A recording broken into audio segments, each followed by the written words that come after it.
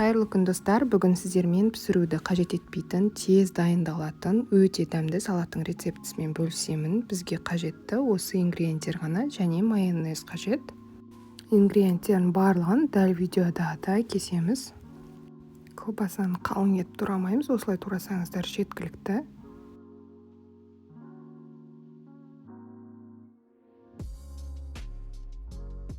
Сырды да орташа жұқалықта дәл видеодағыдай турап алыңыздар.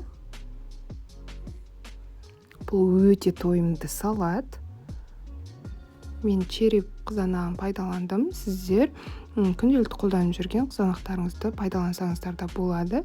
Тек қатты үлкен етпей, орташа үлкендікте турайсыздар.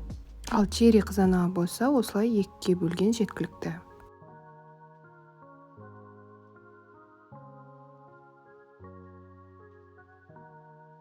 Және де дүкеннен алынған корнишоны аяқ жағын және бас жағын кесіп аламыз да, тек қана екіге бөлген жеткілікті.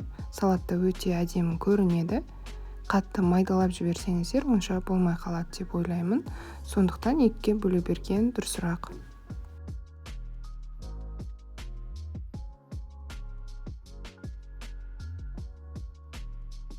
Енді жұмыртқамыз тураймыз. Жұмыртқаны 4-ке бөлген дұрыс, немесе 6-ға бөлеміз. Қатты кішкентай етіп жібермеңіздер. Егер де үлкен жұмыртқа болса, осылай 6-ға бөліңіздер, немесе 4-ке бөлген дұрыс. Егер де кішірек жұмыртқа болатын болса, тек қатты майдаланып кетпесе болғаны.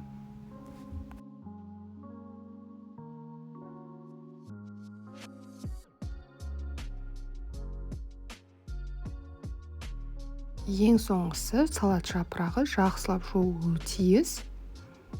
Дәл видеодағыдай етіп турасаңыздар жеткілікті.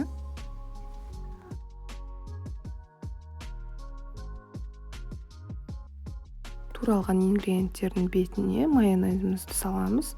Жақсылап барлығына тиетіндей етіп араластырып аламыз.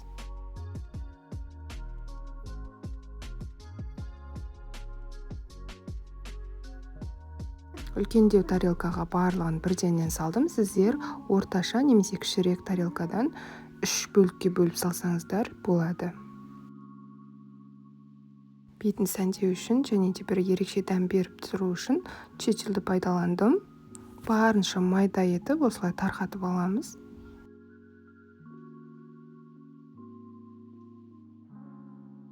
Салаттың бетіне өз қалауларыңызша бұдан да көп етіп қойсаңыздар болады.